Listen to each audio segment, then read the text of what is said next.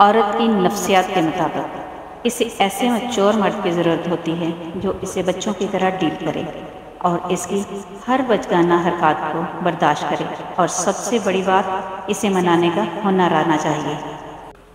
میری دعا ہے کہ کبھی کسی معصوم عورت کے خواب کسی کم ظرف مرد کے محتاج نہ ہوں، اور کسی سچے مرد کے جذبات کسی چال باز عورت کی چالاکیوں کی نظر نہ ہوں۔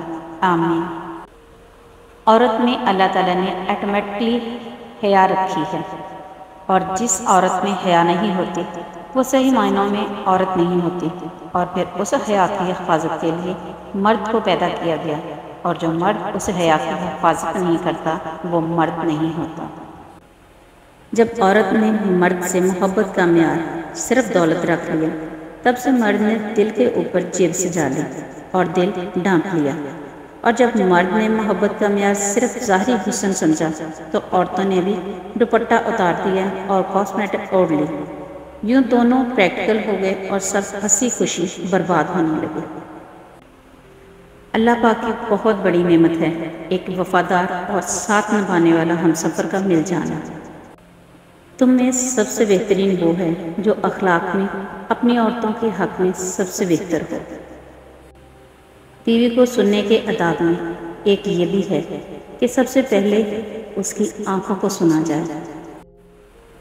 جس عورت میں یہ 4 نشانیاں پائی جاتی ہیں وہ آپ سے سچی محبت کرتی ہے۔ پہلی، ہر بات میں آپ سے پہلے مشورہ لے گی۔ دوسری، وہ آپ کی ہر بات، آپ کی ہر حرکت پر نظر رکھتی ہے۔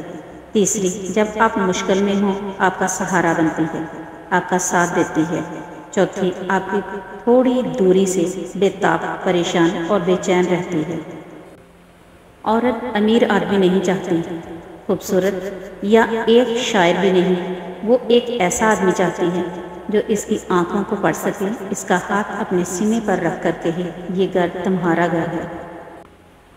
حضرت ابو ہریرہ رضی اللہ تعالیٰ عنہ سے روایت ہے کہ رسول اللہ صلی اللہ علیہ وآلہ وسلم نے ارشاد فرمایا، اگر کسی شخص کی 2 بیویاں ہوں اور وہ ان کے درمیان انصاف اور عدل نہ کرتا ہو تو قیامت کے دن اس کے بدن کا آدھا حصہ مفلوج ہوگا۔ عورت کے بارے میں مشہور ہے کہ تم اسے خوبصورت کہو گے وہ خوبصورت ہوتی چلی جائے گی، اچھی کہو گے اچھی ہوتی چلی جائے گی، مگر جب تم اس میں سے عیب نکالتے ہو، چھوٹی غلطی کو بڑا بناتے ہو، اس کے لباس، کھانے اور روزمرہ کے کاموں میں عیب نکالتے ہو، تو تم اسے دن بہ دن عیب دار کرتے جاؤ گے۔ جب ناخن لمبے ہو جاتے ہیں تو ہم انگلیوں کی بجائے ناخن کاٹتے ہیں۔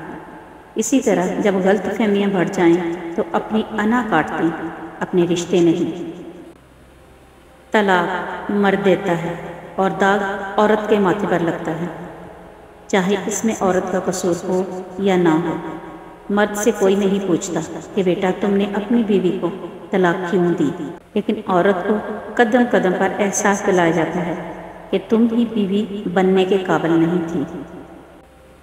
وہ پیاس کے بعد ایک بالغ انسان کی اہم ضرورت جنسی تسکین ہے، اور جب جائز طریقہ یعنی وقت پر نکاح نہ ہو تو لڑکا اور لڑکی دونوں گناہ اور ذہنی بیماریوں کا شکار ہو جاتے ہیں۔